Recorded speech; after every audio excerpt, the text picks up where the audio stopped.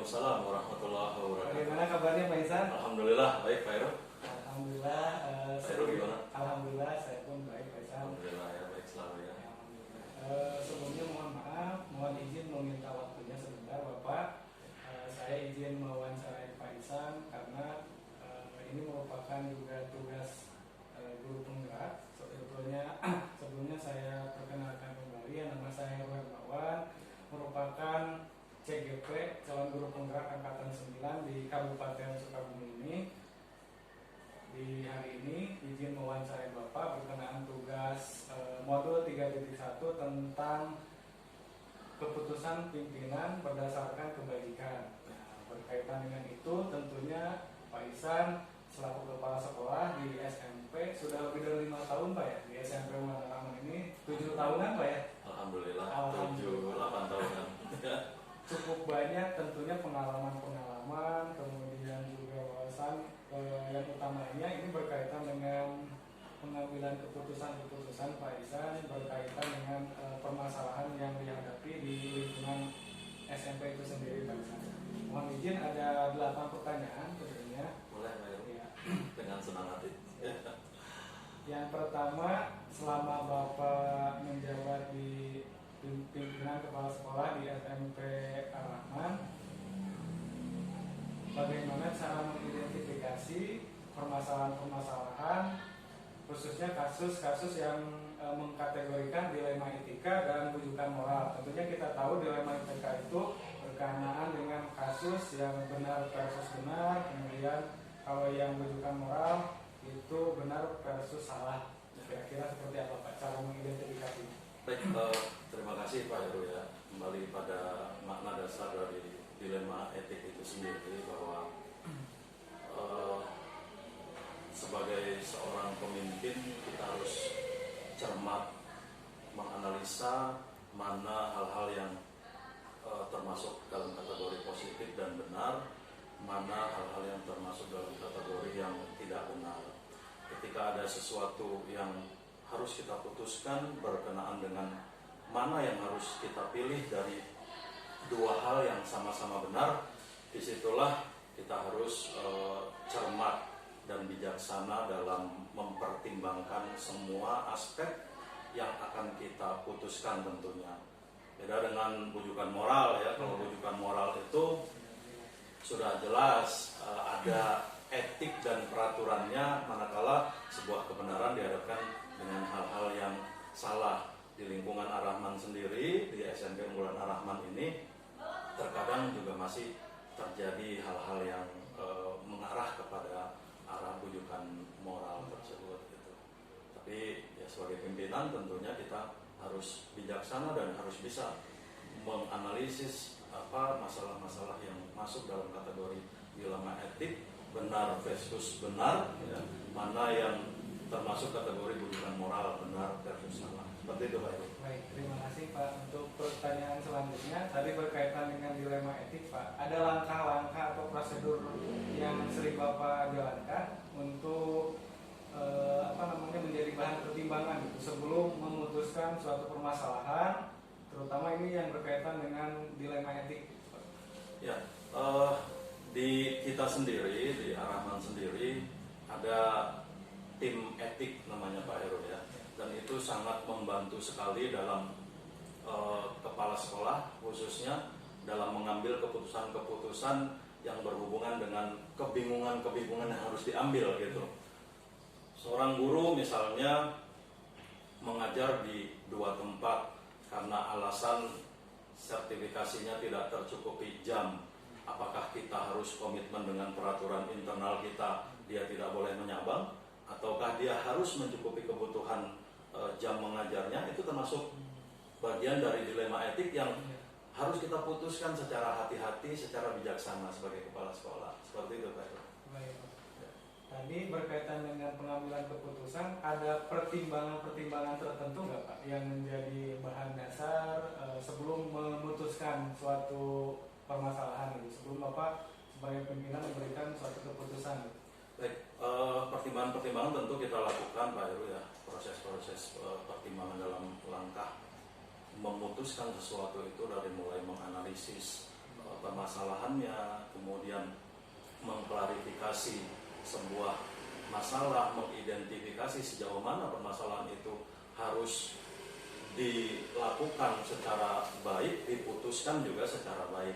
Itu tentunya langkah-langkahnya juga melibatkan beberapa personil, wakakurikulum, wakakesiswaan. Di situ juga kita melibatkan wali kelas jika pada kasus-kasus tertentu yang sudah berhubungan dengan wali kelas, musyrif-musyrifah juga di sini kita libatkan. Jadi semua unsur sekolah, semua pendidik dan tenaga pendidikan itu menjadi bagian integral dalam sebuah keputusan yang akhirnya nanti kita membuat sebuah resume, kita sebuah rekomendasi, kita membuat sebuah rekomendasi untuk ditetapkan. Jadi langkah-langkah tersebut sudah melalui beberapa pertimbangan yang tentunya harus kita lakukan secara adil dan bijaksana.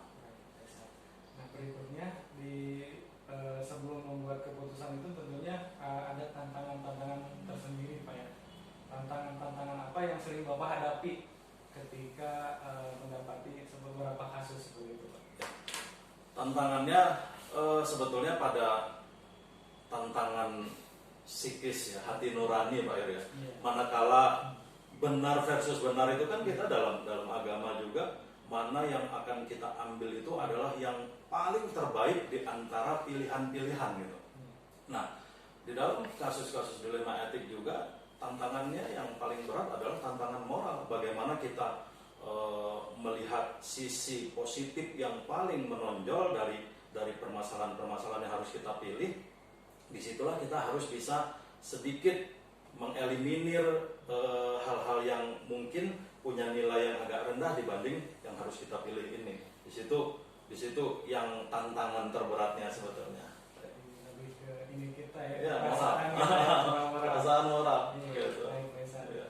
Nah, berkaitan dengan tadi masih menyambung, adakah tata kala atau jadwal tertentu dalam sebuah penyelesaian kasus dilema etika khususnya Pak ya? Apakah langsung menyelesaikan di tempat atau memiliki jadwal tertentu untuk menyelesaikannya? Seperti itu Pak. Ya, kita punya waktu-waktu tertentu yang kita siapkan kapanpun ya. Biasanya kita ada forum diskusi antar guru, wali kelas, bisa seminggu sekali, bisa 2 minggu sekali.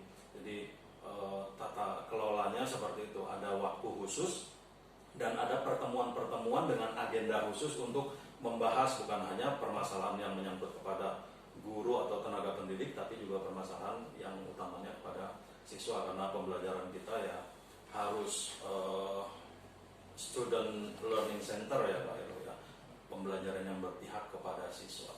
Baik, terima kasih Pak San informasinya. Dan tadi menyinggung berkenaan dengan faktor-faktor yang juga membantu ya, salah satu tadi ada kode etik ya, tim etik ya, seperti itu. Nah, sejauh mana tadi tim etik itu atau kode etik itu membantu dalam Pak Ihsan selaku pimpinan menyelesaikan kasus-kasus yang terjadi? Ya, tim etik ini kan sebetulnya kita bentuk dalam rangka memang tujuannya membantu untuk ke sana Pak Heru ya.